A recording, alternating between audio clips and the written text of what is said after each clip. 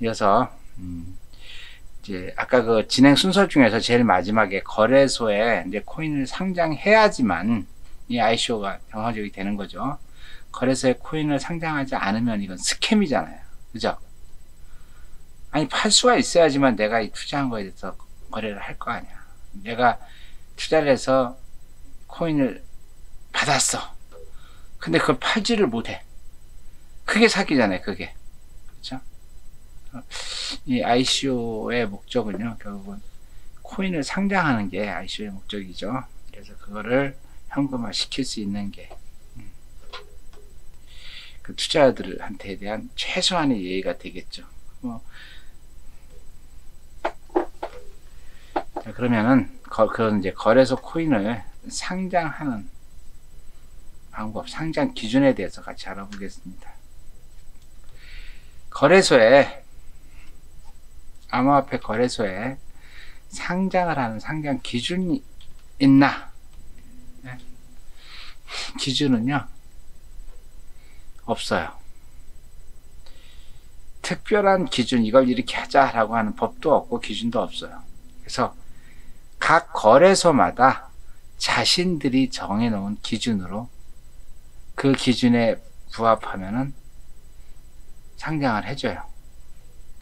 후오비 같은 데는요, 그냥 그 심사위원들이 투표로 결정을 해요. 투표로. 그래서 보통 이제 보는 게 어떤 걸 기준으로 하냐 그랬더니 이제 요 정도 기더라고요. 그래서 비즈니스를 지속적으로 계속 갈 수 있느냐? 화폐잖아요. 화폐가 중간에 어느 정도 하다가 그냥 없어져, 사라져. 그러면 화폐로서의 가치가 없는 거잖아요. 그래서 비즈니스의 영속성을 좀 보고, 그 다음에 기술적 기반. 그렇죠? 기반이 이게 실제 블록체인, 암호화폐에 필요한 기술이다. 그리고 향후 확장성도 있다. 이런 걸 좀 보고. 그리고 이제 가장 핵심적인 거죠. 시장성이죠. 이제 과연 나오면은 이걸 사는 사람이 있을까? 이걸 파는 사람이 있을까? 시장에서 거래가 될 수 있을까? 시장에서 수요와 공급을 충족할 수 있을까? 하는 이런 걸 먼저 보겠죠. 그렇죠? 그래서 이제 여기저기 알아봤어요. 야, 이거 법적으로 거래소 코인 상장할 때 상장 관련된 룰을 딱 만들면 좋지 않냐? 얘기하는데 그 법은 누가 만들어요? 법은 국회의원들이 만드는데 국회의원들이 전혀 지금 암호화폐 자체를 사기라고 생각하고 있으니까 법은 못 만들잖아요. 그죠?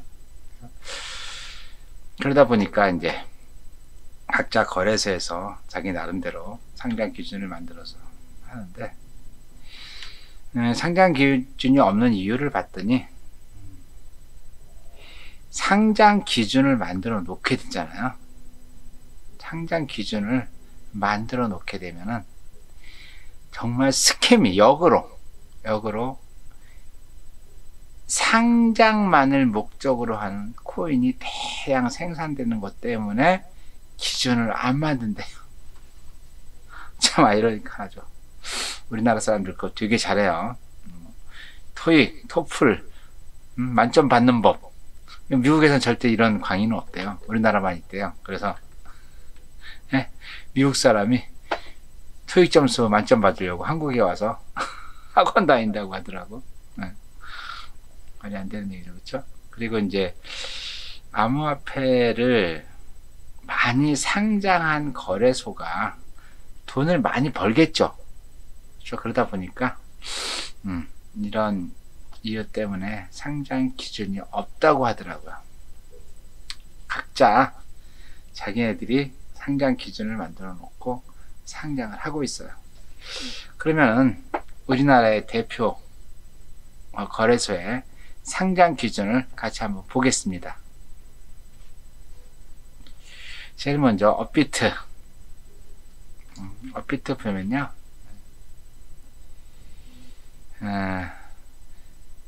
사정 검토, 세부 검토, 상장심의위원회 의결 이렇게 해가지고 회원들이 오케이 합시다 그러면은 상장을 해준답니다.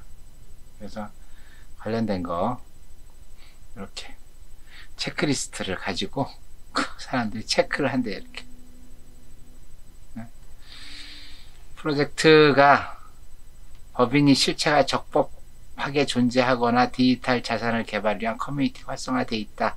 예스, 노, 나더러 모르겠다. 그쵸?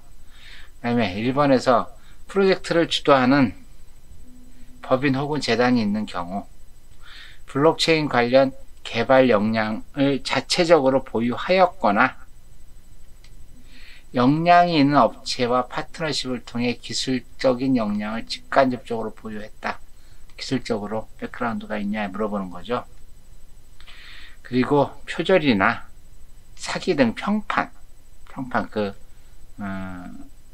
거기에 참여한 사람들이 평판이 안 좋다. 그러면 안 하겠다는 거죠. 그렇죠? 사업계획에 중대한 이슈가, 아니 사업계획서를 만들었는데 야, 이게 실제 암호화폐를 만들 수 있어. 만들어야 돼. 그런데 보니까 이거 만들 이유가 없어. 그럼 안 한다는 얘기겠죠. 그리고 프로젝트가 하드캡이나 마켓캡 자체가 시장의 크기와 비교했는데 너무 과도해. 시장은 100인데 이 하드캡은 1억을 딱 써놨어. 이걸 갖다가 판단한다는 거죠. 그리고 디지털 자산, 경제에 대한 정보를 제공해줘. 이 지금 디지털 자산은 어떻게 돼서 경제자들의 어떤 효과가 있다 라고 이런 정보를 제공해 준다. 그 다음에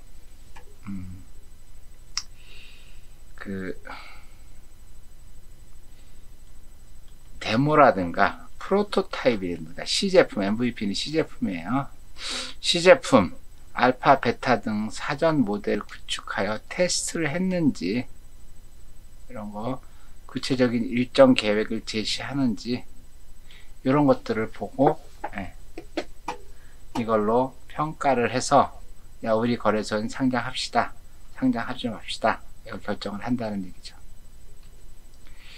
그리고 이제 코인원은 이렇게 9가지 항목으로 비즈니스 모델 거래소에 상장할 건지 아닌지 평가를 합니다. 비즈니스 모델에 지속적으로 화폐니까 영원히 살아남느냐, 지배 구조가 투명하냐, 혼자 돈 받고 날르지 않느냐 이거죠. 그렇죠? 토큰을 어떻게 분배를 할 거냐, 분배 계획이 잘 되어 있느냐, 그 프로젝트에 비전하고 가치가 있느냐, 거의 비슷한 얘기잖아요. 그렇죠? 실제 이 코인이 마켓 사이즈가 적정하냐, 그 다음에 실제 사용성이 있느냐, 사용할 때가 있느냐. 말씀드린 것처럼 완 트랜잭션 자체가 아무 의미가 없어. 사용성이 없는 거죠. 그쵸? 그 다음에 팀 구성이 잘 돼 있느냐, 파운더가 리더십이 있고 기술적으로 있고 사업 개발 및 운영에 대한 노하우가 있느냐, 그 로드맵이 있고 로드맵 달성률이 얼마나 높으냐, 그리고 시장에서 유통이 될 거냐, 요거 가지고 코인원에서는 판단을 한다고 합니다. 자, 그리고 이제 코빗 있죠. 코빗은 거의 비슷해요. 그쵸? 팀 구성이 제대로 되어 있느냐, 지속성이 있느냐, 투명성이 있느냐, 확장성이 있느냐, 사용성이 있느냐, 이렇게. 그리고 이제 빗성 같은 경우도 이렇게 있습니다. 빗성 같은 경우도 적정성 심사를 하는데 모니터링해서 이제 심의위원회를 발족해서 진행을 하고 이게 쭉 이게 그 거래소 사이트에 가면요, 각각 다 자기네들이 상장 기준이 다 있어요. 내가 빗썸에 등록을 해야겠다 그러면은 빗썸의 상장 기준, 내가 코인원에 등록하겠다 그럼 코인원 상장 기준, 내가 코비스 하겠다, 업비트 하겠다 그럼 상장 기준을 잘 보고 거기에 맞게 그 백서라든가 이런 걸 작성을 하면 되겠죠. 그렇죠? 자, 이어서 ICO의 문제점에 대해서 같이 한번 얘기를 해보겠습니다. ICO는 블록체인 토큰 관련해서 클라우드 펀딩하고 똑같은 건데, 2017년에 국내에서 ICO를 전면 금지를 했어요. 근데 문제는 법이 만들어진 게 아니에요. 법이 만들어진 게 아니라 행정명령으로 정부에서 하지 마라 이렇게 지정을 했어요. 특별법이 지정되지 않은 거예요. 특별법이 지정이 안 되다 보니까 어떤 문제가 있는지 아세요? 사기꾼들은 더 흑성을 부리는 거야. 이건 문제가 없다, 그냥 하면 된다, 법이 아니다, 뭐 이런 식으로 얘기를 하면서, 그래서 사기꾼들,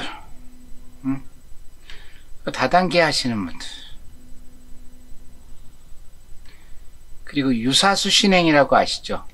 유사수 신행이 돈 얼마 정도 주시면은 이 돈을 가지고 제가 이렇게 해서 돈을 대박을 터뜨려 드리겠습니다.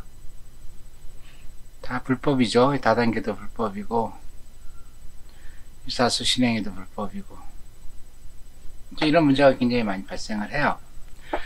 지금 국내에서 ICO를 하는 것 자체가 불법이기 때문에 ICO 관련돼서 뭐 설명회 한다든가 다 불법입니다.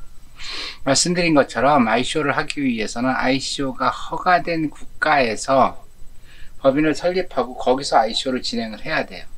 근데 우리나라는 지금 그렇지가 않잖아요. 근데 강남에서 계속, 강남의 작은 오피스텔, 뭐 암호화폐 관련된 내용, 그럼 거의 다 거기서 모여가지고 이건 아니다, 이건 사기 아니다, 이건 다단계 아니다, 이거는 다단계 방법을 벗어난 거다라고 하면서 계속 투자를 받고 있죠. 그래서 이런 이제 ICO에 다양한 문제점들이 생기다 보니까 요거를 보완해서 나온 게 IEO라는 게 나왔어요. IEO. 그래서 IEO는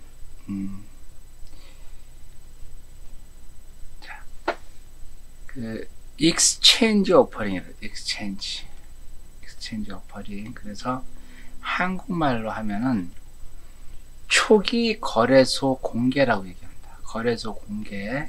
그래서 이 ICO는 백서 하나만 잘 만들면 투자를 받을 수가 있잖아요. 그런데 이 IEO는 MVP, Most Valuable 플레이어가 아니라 미니멈 비주얼 프로덕트, 시제품이죠. 시제품을 개발한 후에 ICO를 진행하는 것을 IEO라고 얘기를 해요. 그래서 시제품을 개발을 해서 거래소 상장하기 전에 프라이빗 세일을 통해서 최소한의 개발 자금만 확보하는 거. 재밌는 거는 여기 이제 그 IEO가 이게 익스체인지잖아요. 교환 거래소. 그러다 보니까 이 ICO 같은 경우는 그냥 백서만 있으면 본인이 다 이제 투자자를 모집할 수 있지만은, 얘들은 백서를 만들어 가지고 여기 거래소에다 제출하면 거래소에서 이거를 투자를 받겠다 안 받겠다라고 거래소에서 그 프로젝트를 선별을 합니다. 그래서 지금 그 IPO 같은 경우도 실제 기업에서 투자자를 유치하는 것이 아니라 증권사가 투자자를 유치하잖아요. IEO도 마찬가지입니다. 이 거래소, 실제 그 프로젝트를 개발한 스타트업 기업에서 프로젝트를 선별하는 게 아니라 거래소에서 선별을 합니다. 그런데 이제 거래소 상장이라고 착각하는 사람인데 거래소 상장 아니에요. 실제 거래소에서 책임을 지고 ICO를 하는 거예요. 배포하고 판매만 하는 거고, 나중에 이게 잘 되면 거래소에다 상장을 하겠죠. 잘 되면. 그래서 이 IEO 기간에는 거래소에서는 상장이 안 된 겁니다. 아까 그 거래소 단계 있죠? 제일 마지막에 이제 다 투자를 받은 상태에서 거래소에 상장을 해야 되지만 실제 거래소에서 매매가 될 수 있는 겁니다.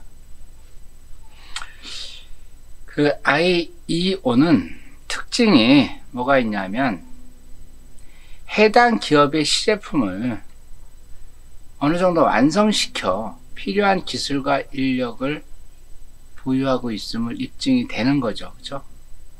일단 내가 시제품을 만들었으니까. 그래서 실제 가동되고 있는 거를 보면서 해당 모델의 사업성이 있는지 없는지를 확인할 수 있어요.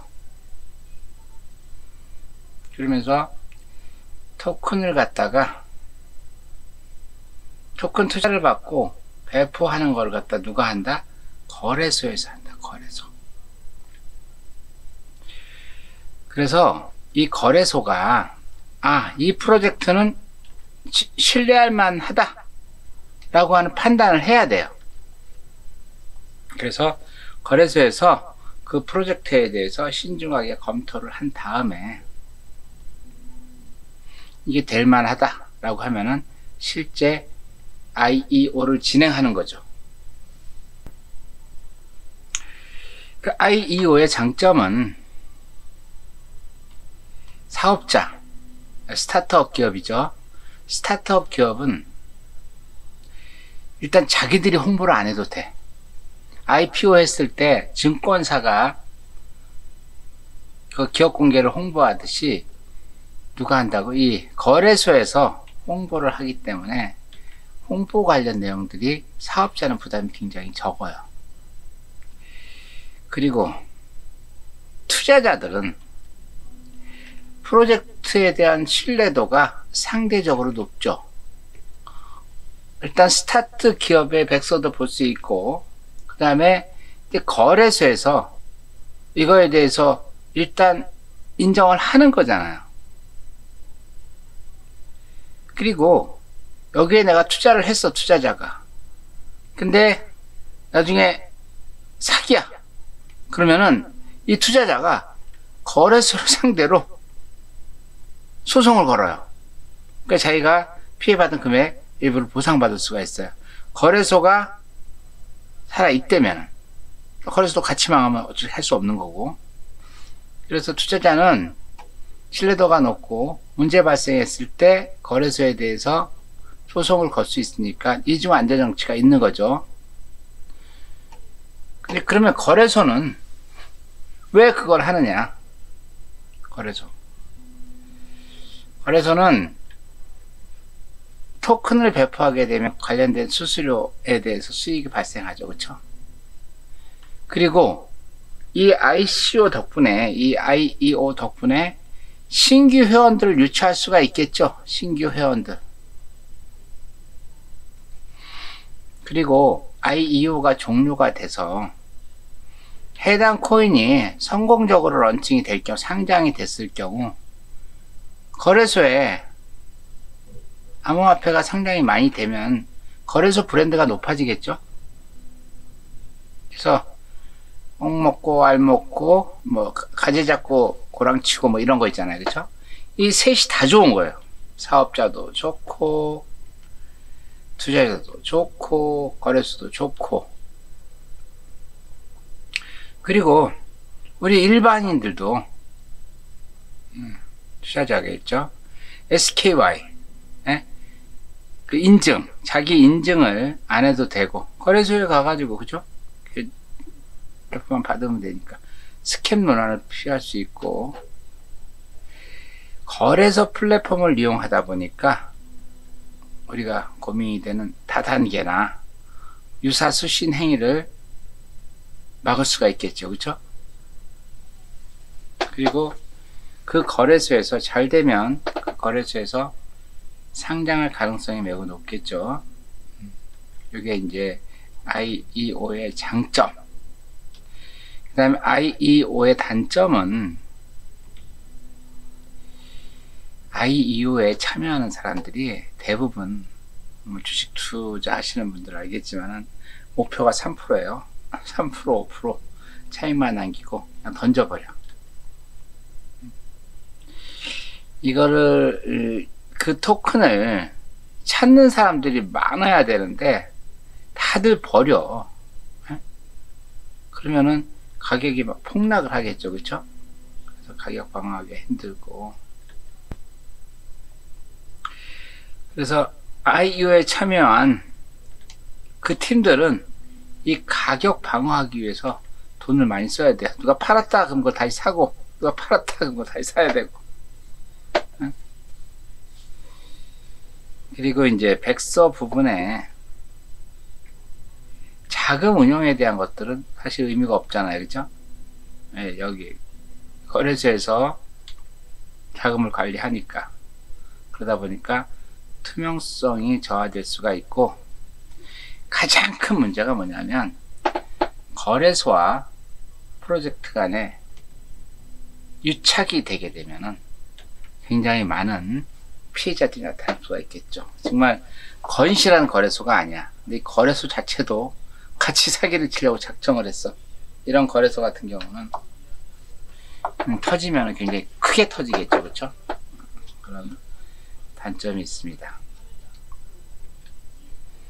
그래서 ICO와 IEO를 갖다가 차이점을 정리를 해봤어요. ICO는 판매처가 토큰 발행이네요. 토큰 발행하는 스타트업 기업의 웹사이트예요. 웹사이트에서 내가 토큰을 살 수가 있어요. 그런데 이 IEO 같은 경우는 거래소요. 거래소에서 토큰을 살 수가 있어요. 자, 토큰 판매 당사자는 누구다? 프로젝트 개발자, 스타트업 기업이죠. 그렇죠? IEO는 누구다? 거래소에서 판매를 담당한다. 그리고 ICO나 IEO는 다 스마트 컨트랙트로 진행을 하다 그랬어요. 스마트 컨트랙트의 관리자. 예를 들어서 스마트 컨트랙트는 1 비트코인을 주면은 1000 박경호 코인을 준다, 이런 거 있잖아요. 그게 다 스마트 컨트랙트로 관리가 돼요. 그래서 그걸 관리하는 사람이 누구다? 네, 실제 발행인, 스타트업 발행인 관리를 하는데, 이 IEO는 거래소에서 그걸 관리를 해준다는 거죠. 그 다음에 이제 신원 확인은 누가 한다? 신원 확인은 발행인이 해야 되는데 IEO는 거래소에서 한다. ICO 할 때는요, 마케팅 비용이 무지하게 많이 들어가요. ICO 할 때는. 그런데 이제 거래소에 브랜드가 있기 때문에 발행인이 할 정도 비용은, 이거 발행인이 한다는 거는 전혀 모르는 상태에서 홍보를 해야 되는 거잖아요. 근데 많이 들어가는데, 여기는 뭐예요? IEO 같은 경우는 거래소에서 원래 거래하던 사람들한테 홍보만 하면 되니까 홍보 비용이 많이 적겠죠. 그리고 심사 절차는 ICO 같은 경우는 백서만 만들면 바로 한다 그랬어요. 그쵸? 백서만 만들면 바로 심사 절차 없이 투자를 받을 수가 있죠. 그런데 이 IEO는 거래소에서 이 스타트업 기업을 심사를 해야 돼요. 네? 왜? 거래소가 문제가 발생했을 때 책임을 져줘야 되니까. 나중에 이제 잘 돼서 상장하는 부분에 대해서는 이 ICO는 별도로 또 거래소를 찾아가서 상장하겠다라고 상장 심사를 받아야 돼요. 그런데 이 IEO 같은 경우는 그냥 IEO가 정상적으로 끝났다, 큰 문제 없다, 그러면 자동 상장이 된다는 거죠.